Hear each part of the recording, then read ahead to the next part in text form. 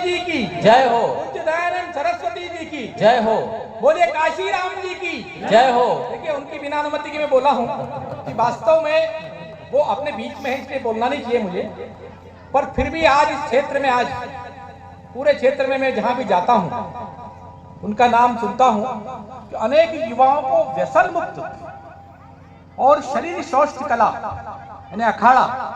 बीच में एक वीडियो देख रहा था मैं, अभी कानड़ का था कि कहाँ का, कि भाई साहब महू का चला रहे थे। इस उम्र में, उस उम्र में 1000 दंड बैठक लगाना, ये तो साक्षात हनुमान जी की प्रतिमा है। इसलिए मैं आपके चरणों में निवेदन करता हूं, क्योंकि आपके भतीजे मेरे गुरु रहे तो मेरे लिए और सौभाग्य का विषय है। उमाशंकर जी के पिताजी, उन्होंने मुझे संघ का विस्तारक प्रचारक निकाला था, वो हमारे जिले के जिला प्रचारक रहे। अभी उद्बोधन तो देखिए, जहां वैदिक पाठशाला हो, गुरुकुल हो, मैं उद्बोधन तो नहीं दे सकता, पर मैं इतना जरूर हूं क्योंकि मेरी और समाज ने काम सौंपा है कि गाय के लिए क्या क्या अच्छा हो सकता है, क्योंकि समय काल परिस्थिति रहती है। गाय तो माँ है, और माँ के बारे में क्या बोलना, माँ पढ़ी लिखी हो या अनपढ़ हो, माँ का ममत्व वही प्रथम गुरु है। इसलिए हमारे यहाँ शास्त्रों में यही कहा कि प्रथम गुरु कोई है तो कौन है, वो माँ है। हम कॉलेज में जाते हैं, हम और कहीं पढ़ने जाते हैं, किसी को गुरु बनाते हैं, वो सब बात का विषय, पहली गुरु कौन है, माँ है। और इसलिए हमारे धर्म शास्त्रों में कहा है, महाभारत के अनुशासन पर्व में ऐसा विषय आता है कि जो व्यक्ति गाय को कीचड़ से, नारी को दासत से और संत को चोर से बचाता है, वही स्वर्ग का उत्तराधिकारी होता है, बाकी सब। और इसीलिए हमें काशीराम जी जैसे गुरु जो घूमते रहते, कहते कि कौन हमारी सुख चाहता है, शांति चाहते तो क्या चाहिए, सुख कैसे मिलेगा, तो धरती, गंगा और गौ माता। आज हम क्या देख रहे हैं, सबसे ज्यादा दुखी कोई है तो माँ ही दुखी है।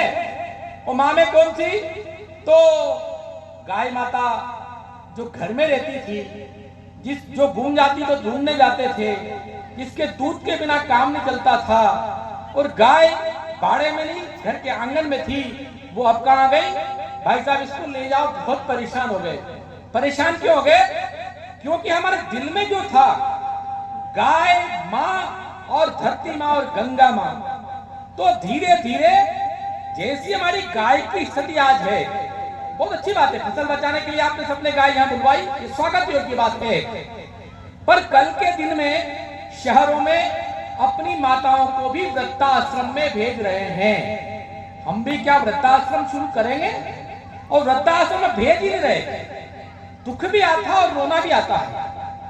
इसलिए रोना आता है कि मुंबई में एक परिवार, उनके बच्चे फॉरेन में जाकर के नौकरी करने लग गए, उनका पैकेज लाखों रुपए महीना, लाखों रुपए मतलब 5-7 लाख रुपए महीना उनको मिलती तनख्वाह, बच्चों को आने का समय नहीं, माता पिता घर में अपना भोजन बनाने में असमर्थ हो गए।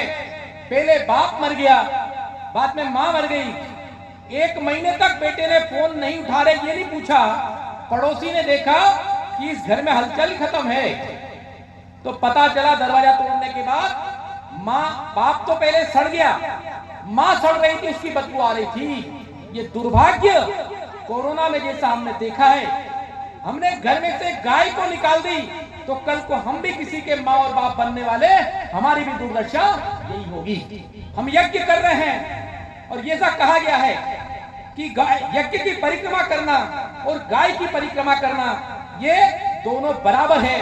आपको सबको पता होगा कि भोलेनाथ की परिक्रमा किसने की थी, उनका कहा कि कार्तिक जी गए घूमने, गणेश जी ने क्या किया, अपने माता पिता की परिक्रमा कर ली, तो कौन पूजे जाते हैं, गणेश जी। आज हमारे बीच में गाय माँ है, और गाय माँ दुखी हो रही है, और दुखी क्यों हो रही है, क्योंकि उसका उपयोग हमको मालूम नहीं है। और उसका उपयोग क्या है, हमारी माँ जो हमको जन्म देती है, वो जन्म देने वाली माँ हमें बड़े होने के बाद रोटी बना के देती है कि नहीं देती है। भाई बच्चा जब छोटा है तो दूध पिलाया, सीने से लगाया, कोई बीमारी नहीं लगेगी, गीले में मां सो जाएगी और बेटे को सूखे में सुलाएगी, वो माँ है। तो गाय भी तो वैसे ही करती है। हमने खेत में फसल बोई, गेहूं काटा, तो गेहूं का धान किसने काम में लिया? गेहूं पिसा के किसने खाए? हमने खाए। मक्का हमने खाई, कड़क किसने खाई?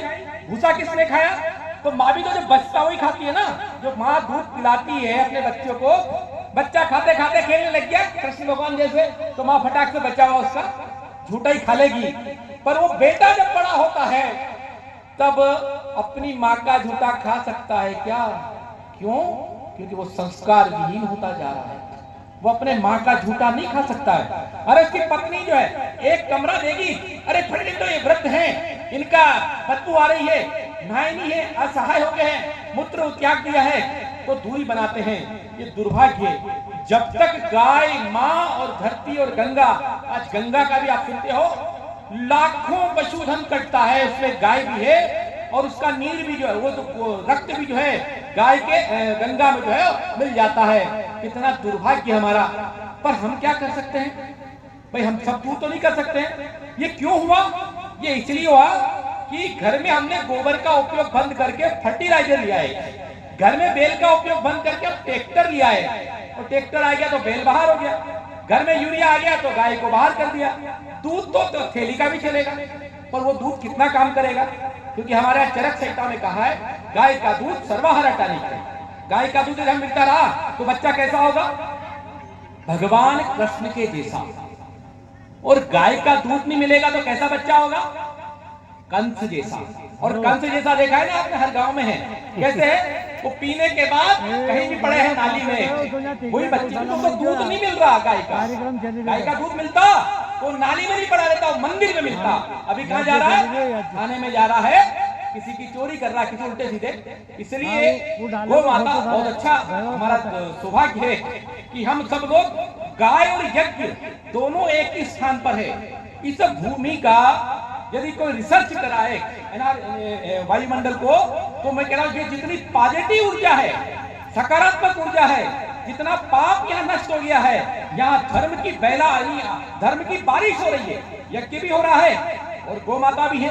अब ये इतना ही है तो हम आज आ गए यज्ञ हुआ इसलिए क्योंकि ये स्वामी जी जो यहाँ बिठा दिए ना काशीराम जी भाई साहब ने, ये बार बार कर रहे हैं कि यज्ञ करें, मुझे विश्व की इसको बड़ी गौशाला बनाना है और प्रेरणा का केंद्र बनाना है। तो ये 8 दिन 4 दिन यज्ञ करने के बाद हम सब संकल्प करके जाएंगे कि हम सुबह शाम में, फिर तो एक सप्ते में हमारे परिवार को लेकर के यहाँ जरूर आएंगे।